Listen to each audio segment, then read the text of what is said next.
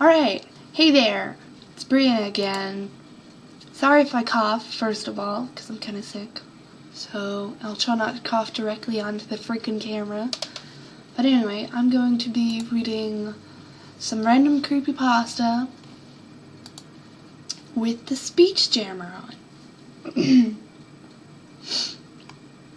Wish me luck, I guess. I don't have anything else to say. Let's get started. Alrighty, it's on now. Oh boy. There were no words to describe how excited I was when I was told that I could live at my grandmother's house. While I finished the last couple of years of high school, my father was strict and had mentally abused me since I was old enough to remember. And now I had the opportunity to break free from the strings of oppression. My grandmother lived right on the outskirts of the city on Lake Sinclair. Her house was a 1970s raised ranch-style house that was built on the hill facing the lake. The house contained many traditional features of a ranch, including lower roofline, open floor plans, and separate living area that was located on the foundation of the house. This is where I would be staying. This is difficult. It was a 15-minute drive from my house to my grandmother's house. Even though I lived nearby, my mother didn't let me come out here by myself too often, and I never understood why. Just before I veered into a road, I noticed a girl walking with the yellow summer dress.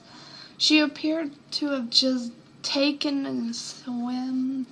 My voice is really loud. Seeing as she was wet from head to toe as I passed her,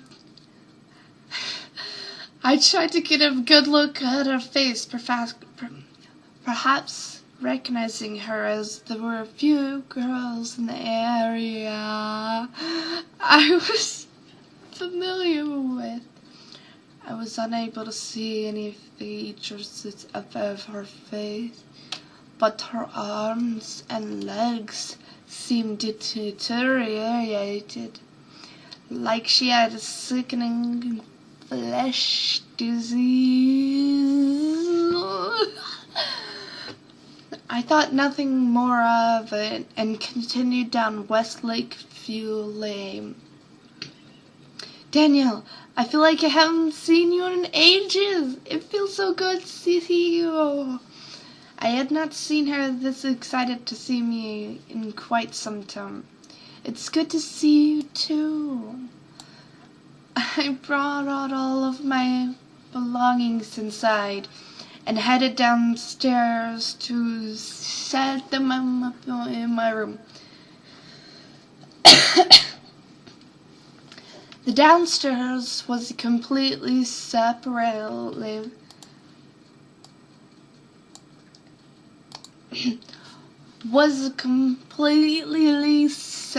living room from the rest of the house. It had a refrigerator and a stove, a living room, a bathroom, and 2 bedrooms. There were pictures of my mother when she was young, adorning the walls as well as pictures of me. They were arranged side by side. I sound so weird. Down the corridor leading to my room, the eyes seemed to pursue me as I made my way there. My room was quite old, containing Victorian paintings and elaborate handcrafted furniture.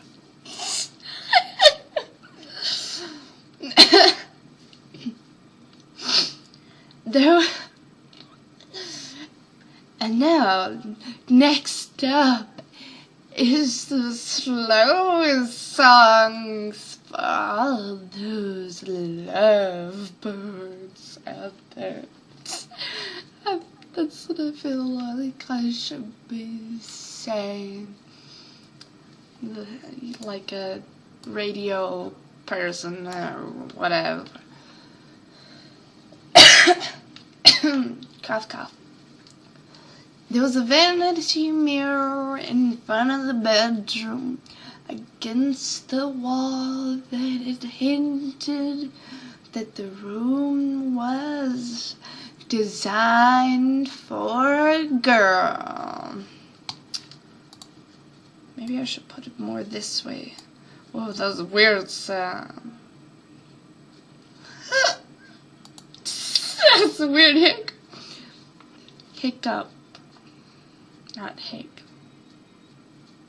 I don't know, I feel like the... Never mind. The dresses in my closet seem to confirm my suspicion. The windows were lined with ethereal white curtains that seemed to radiate in the early afternoon. When the sun was at its strongest, the window panes started from the ground and extended to the ceiling. The bed frame was embellished with multiple hand-carved sections and had pillars reaching to the ceiling on each side of the frame. I don't know what I'm doing. Oh my god.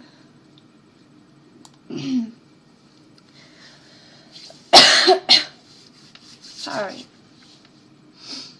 I looked out the window and into the backyard and marveled at how beautiful it was. I decided to walk around back there, since it had been quite some time since I had seen it last. There was dogwood trees and stone steps leading down to the dock. Towards the dock. Whatever. There was a boathouse that extended off the right side of the dock.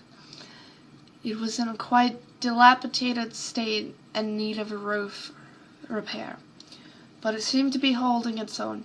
The dock itself extended about 30 feet out to the water and had a small boat docked off to the side. That night I decided to hit the sack early because I wanted to get a head start on the weekend and because I was exhausted from my unpack. I awoke a few hours later to a burst of luminescent light flowing into my room and rebounding off the walls, casting dancing shadows on my face.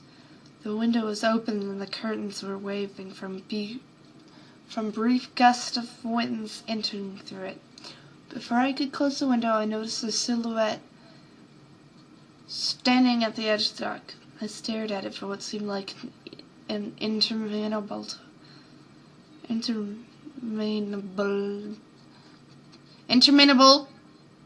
amount of time. I was frozen, like I had looked into the eyes of Gorgon. Finally, the silhouette fell backwards into the water. Panicking, I quickly rushed out the back patio door, down the hill, and approached the dock. I looked over the edge where the figure had fallen in and was unable to notice any ripples or indications that something large had entered. Confused and unable to discern what happened, I decided to retreat back to bed, confused and mildly startled. My grandma was up early as was I. Since I didn't sleep well after the encounter, I decided to tell her what happened. Grandma, something weird happened last night. There was a figure standing on the dock. I don't know what it was doing, but it gave me the creeps. Then it fell into the water. I raced down to the dock and didn't find anything, not even a ripple. I feel like I'm losing my mind. Are you sure it wasn't the moonlight creating an illusion? The reflection that casts off the water sometimes plays tricks.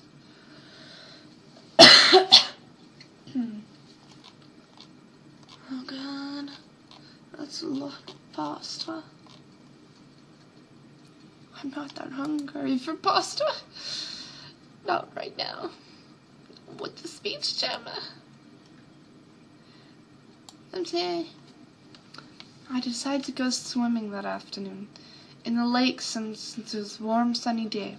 I hadn't been swimming at my grandmother's house in years. The water was slightly murky, yet warm and inviting. I waited around near the seawall for a few minutes, thinking about the specter I thought I saw on the dock the previous night.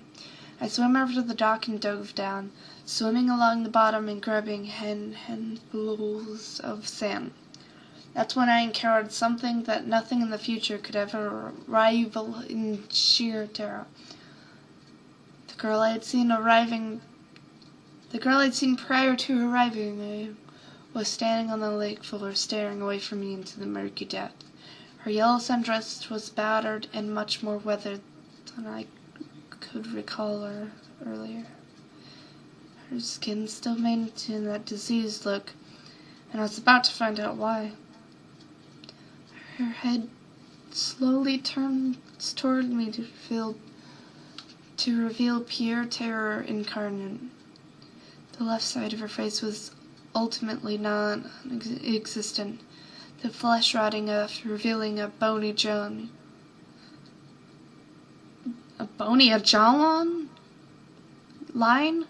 Jawline? Did I just say jawline? The fudge? Her left eye was missing. I watched in horror as maggots slowly poured out of the socket, writhing in agony as the water claimed them. Then, just as her mouth was starting to open, I turned around and swam as swiftly as my body would allow, choking on water with every thrust. I managed to swim back to the surface and get to the seawall before my strength gave out. I needed to tell someone. I needed to tell my grandmother what I found beneath the lake, but I couldn't. She wouldn't believe me. I was petrified from fear, but managed to drag myself back to my room. I curled up, hyperventilating for a moment before calming down and falling asleep.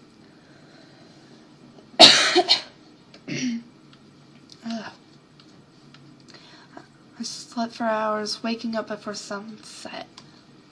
I raced out of bed and found my grandma in the kitchen. I had to tell her about the body, even if she wouldn't believe. Grandma! Grandma! Grandma? I cried out, apprehensive about telling her. There's a body in the lake. There's a girl's body in the lake! I started to panic again and became inconsolable. My grandmother jumped up and looked just as startled as I. Oh my God, show me, Daniel. Old lady voice. Oh my God, show me, Daniel. Yeah, whatever. I led her down to the dock and I reluctantly dove underwater to the spot where I found the girl. I found nothing. There was nothing there. Had I imagined anything again? Was I losing my mind? No, I saw a body down there. But the scariest part was she was just standing on the lake floor. Nothing holding her down. Grandma, I can't find it. But I swear to you there was a body here. That doesn't make any sense. This doesn't make any sense. This is really hard. That's what she said. Sorry.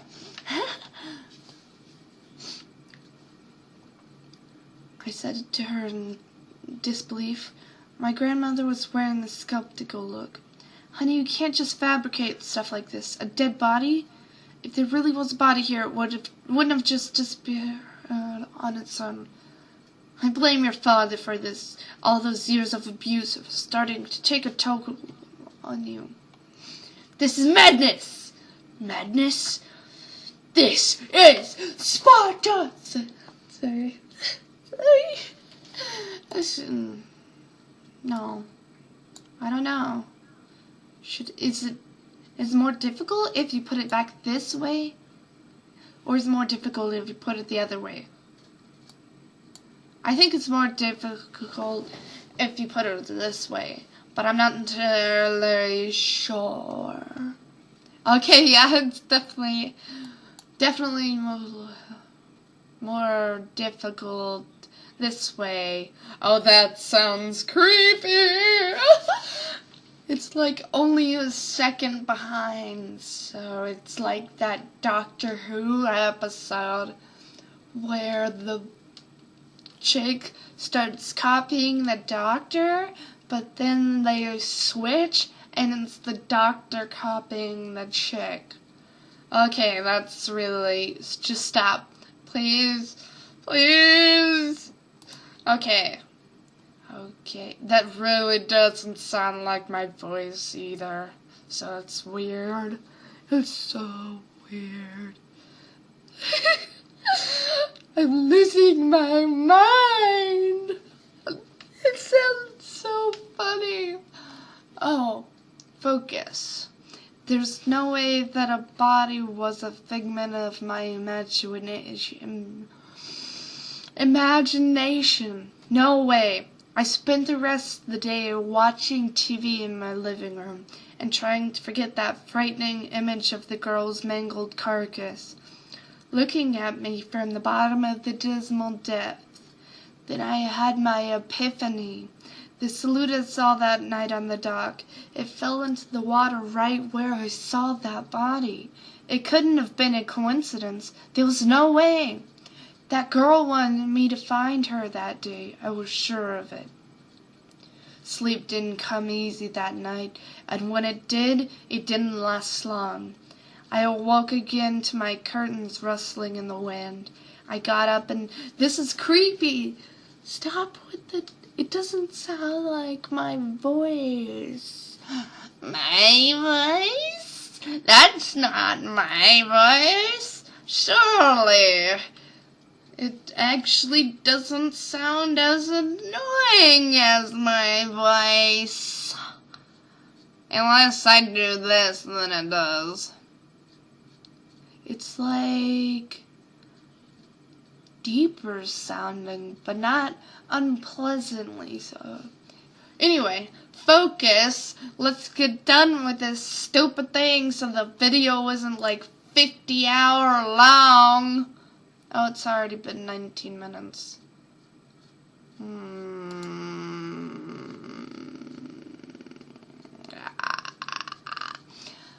I got up and peered out the window. The moonlight was gorgeous that night, and it caused light to ricochet around the waterfall. The water, not the waterfall. There ain't no waterfall. What you talking about? Okay, let's not.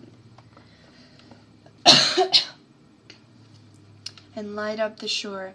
That is when I suddenly noticed yet another figure in the moonlight. He was standing in the woods off to the right of the dock and appeared to be facing me, but I couldn't tell. I kept my eyes on the phantom, expecting it to do something like the previous one. Slowly, it extended its hand down and pointed to the ground in front of one of the dogwood trees. I grabbed a flashlight and darted outside to discover what it was pointing at. When I arrived in front of the tree, I noticed there was a mound of dirt that appeared to have been recently unearthed. I went to the side of the house and grabbed a shovel out of the tool shack. Whoever concealed this hole didn't dig deep, because within 15 minutes I had found something. I sifted through the dirt and located multiple strands of hair. I followed the hairs down to find the skull of what seemed like a child. I fell backwards, violently shaking, and wanted to run away, but something told me I needed to stay. I knew I wasn't hallucinating. Now another question burned into my skull. This body was too small to belong to the girl I saw. This was someone else. Ah, I see you found him. Oh God, I scared myself for a second there, 'cause it really doesn't sound like my voice.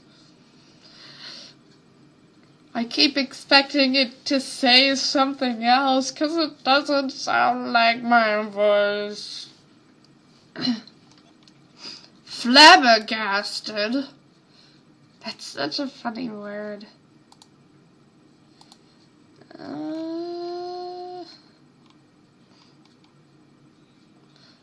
I'll try and finish this up, because flabbergasted, I turned around to see my grandmother walking towards me with a large chef's knife in her hand. He was a bothersome child. I caught him and his sister trying to steal from me. "No one steals from me!" she shrieked. My grandmother was maniacal. I have known her my whole life, and not 1 second did I think she was capable of this. Like a fool, I allowed myself to get cornered in front of the seawall, and the only direction I could go was to the end of the dock. She continued to question me as I walked backwards. "Now answer me this." She was calm in a psychotic, twisted way. I sound so dramatic. It's great. How did you know? How did you know there was a body here? Answer me!" She bellowed with an unnatural ferocity. It was a girl with a yellow sundress. At this point I was in tears. If she was capable of killing 2 children, then even her grandson was fair game. Oh, it's a guy. I didn't know that. "You dare mock me? Who told you?" Paralyzed in fear, I couldn't answer. "Who was it, goddarn it? Who was it, goddarn it?" The force at which she bellowed at me deafened my ears. Sorry. My heart was racing. I knew the silhouette was the girl, but my grandmother wasn't going to believe that. She would have to see it for herself, which would not be at all possible, because the dreadful corpse of that girl began climbing up the seawall behind her. I pointed at her, causing my grandmother to reverse. The girl stood at the foot of the dock, standing motionless. Her dress gleamed in the moonlight, causing my grandmother to see the monstrosity she was capable of. She was responsible for. I don't know where capable came from. What is this, Daniel? Is this one of your tricks? I said nothing. I couldn't take my eyes off the cadaver approach. What is a cadaver? Cadaver approaching us.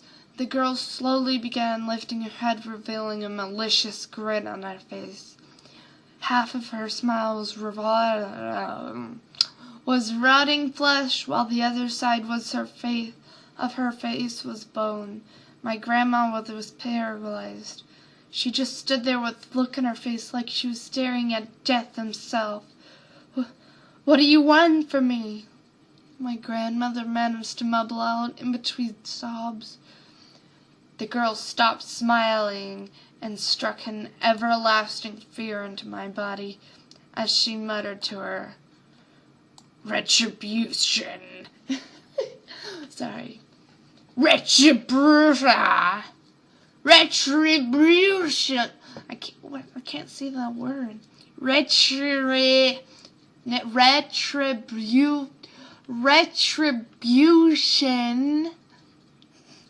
The girl lunged at my grandmother, knocking them both in the leg. Blah, blah, blah. The police tried to find them. Eventually, one of the divers had found something. The body of the girl, the grandmother, was missing.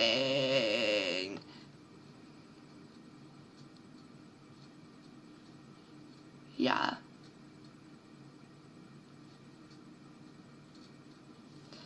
Yeah. Pretty much the grandma died. We're done here. Anyway, I hope you enjoyed. I'll see you in the next video, if I ever make another one. Let's turn this off. Okay, yeah, that's a lot better. Now I don't feel like I need to talk so loud. Oh man. Anyway, bye-bye.